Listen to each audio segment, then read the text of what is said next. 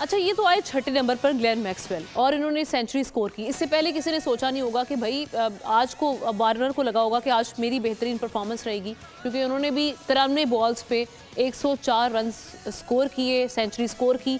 लेकिन ये नहीं पता था कि आगे भी लाइनें लग जाएंगी और हमने देखा कि और वो अंबार जो लगे वो रन्स के थे, वो विकेटों के अंबार नहीं थे। स्मिथ आए, उन्होंने भी बहुत अच्छी इनिंग्स खेली, 71 रन स्कोर किए। लबूश ने भी आज छाए रहे, उन्होंने 62 स्कोर किया। और उसके बाद छठे नंबर पर मैक्सवेल आते हैं तो जनाब उन्होंने कम तरीन बॉल्स पे हमने देखा कि फास्टेस्ट जो सेंचुरी थी वर्ल्ड कप की वो उन्होंने स्कोर कर दी। सबसे पहले हम मैच की समरी आपको दिखाते हैं। क्रिकेट एक्सपर्ट साजिद खान साहब और हमारे साथ अहमद कुरैशी भी होंगे, उनको भी शामिल गुफ्तगू करेंगे। लेकिन पहले मैं चाहती हूँ कि हम मैच समरी जो है वो डिस्कस कर लें। यहाँ पर अगेन वही बात करेंगे, मैक्सवेल आज छाए रहे ऑस्ट्रेलिया में, 106 रन स्कोर किए सिर्फ 44 बॉल्स पे। वार्नर थे उनके बाद, उनका नंबर आता है 93 बॉल्स पे, उन्होंने 104 रन की इनिंग्स खेली। फिर स्मिथ हैं, उन्होंने 68 पे 71, लबूश ने 47 पे 62। अब नेदरलैंड्स की टीम का आप आगे उनका भी देख लें क्या हाल रहा उनका।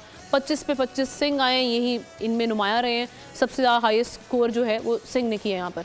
18 पर 14 किया है निदा मनूर ने। उसके अलावा एडवर्ड्स हैं जिन्होंने 22 पे 12 और नॉट आउट रहे हैं। तो ये आज सिचुएशन रही। 90 जो टोटल स्कोर कर सकी थी आज नेदरलैंड्स। अब ये वही नेदरलैंड्स है जनाब जो पाकिस्तानी टीम के अगेंस्ट सिर्फ 81 रन से हारी थी, और पाकिस्तान ने जो इनको टोटल दिया था वो 286 का टारगेट था, जिसको 81 स्कोर से वो हार गई थी नेदरलैंड्स। लेकिन अगेन वही बात आ जाती है, जिस तरीके से ऑस्ट्रेलिया ने हराया उनको 309 के इतने बड़े मार्जिन से, ये शिकस्त हम नहीं दे पाए थे।